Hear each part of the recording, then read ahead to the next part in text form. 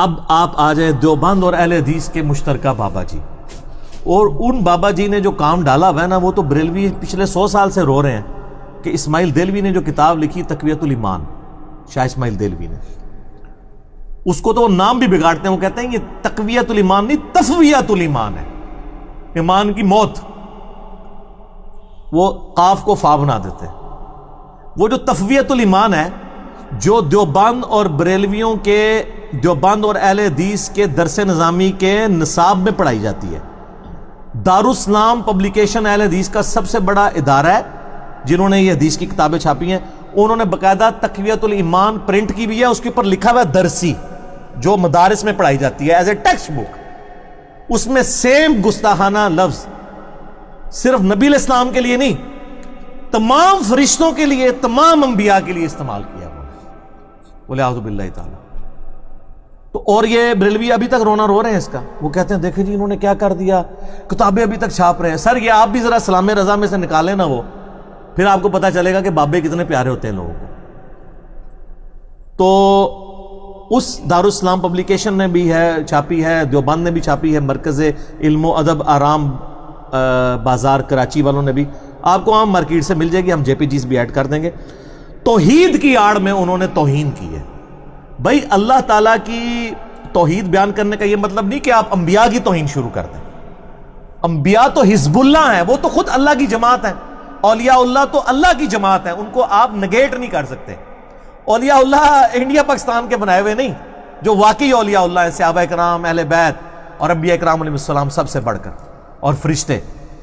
تو توحید کی آڑ میں توہین دیکھیں، وہ کہتے ہیں یقین مانو کہ ہر شخص خواہ بڑے سے بڑا انسان ہو یا مقرب فرشتہ۔ بڑے سے بڑا انسان کون ہے؟ ابو جہل، فرعون، یا موسیٰ اور محمد رسول اللہ صلی اللہ علیہ وآلہ وسلم، وہی ہے نا انبیاء کرام۔ اور مقرب فرشتہ کیا نعوذ باللہ وہ عزازیل ہے، جس کو ہم شیطان کہتے ہیں، فرشتہ بھی نہیں، جن میں سے تھا، نام عزازیل تھا، اس کا نام دیکھیں عزازیل، عزت والا، لیکن کتنے ذلیل ہوا۔ یا اس سے مراد جبرائیل، میکائیل، اسرافیل اور ملک الموت ہے، جن کا نام تفسیر طبری میں اسرائیل بھی ملتا ہے۔ یہ ہے نا، تو اب آپ کو یہ سمجھ آئے گا۔ یقین مانو کہ ہر شخص خواہ بڑے سے بڑا انسان ہو یا مقرب فرشتہ، اس کی حیثیت شان الوہیت کے مقابلے پر۔ مجھے بتائیں کہ انبیاء اور فرشتے کیا اللہ کے مقابلے پر ہیں یا اللہ کی جماعت کے لوگ ہیں؟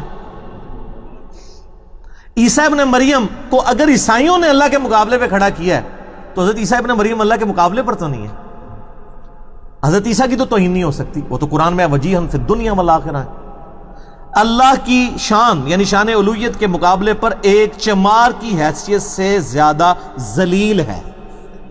وہ کہتے ہیں فرشتہ ہو یا بڑے سے بڑا انسان، کوئی پیغمبر، کوئی ولی، کوئی صحابی، اللہ کی شان کے آگے چمار سے زیادہ ذلیل۔ ذرا آپ دیکھیں، یعنی جو چوڑا چمار ہے نا، اس کی پھر بھی عزت ہے، اس سے زیادہ نعوذ باللہ ذلیل، خالی ذلیل نہیں۔ یہ توحید سکھائی جا رہی ہے، پھر وہ صحیح پیٹتے ہیں نا بریلوی کے، یہ شیطانی توحید ہے جو آپ پیش کر رہے ہیں۔ رحمانی توحید میں تو انبیاء اور رسولوں کا مقام ہے، اس میں توہین نہیں ہوتی، توحید بیان ہوتی ہے۔ اس میں توہین ہو رہی ہے توحید کے نام کے اوپر، تو یہ شیطانی توحید ہے۔ تو یہ اسماعیل دہلوی کتاب تقویت الایمان سعودی عرب سے بھی پرنٹ ہوتی ہے، مفت حاجیوں کو دی جاتی ہے۔ میرے پاس بھی 1994 میں، آج سے 25 سال پہلے، میرے ابا جی جب اور میری والدہ حج پہ گئیں تو اس وقت ان کے پاس وہ ابھی میں نے سنبھال کے رکھی ہوئی ہے۔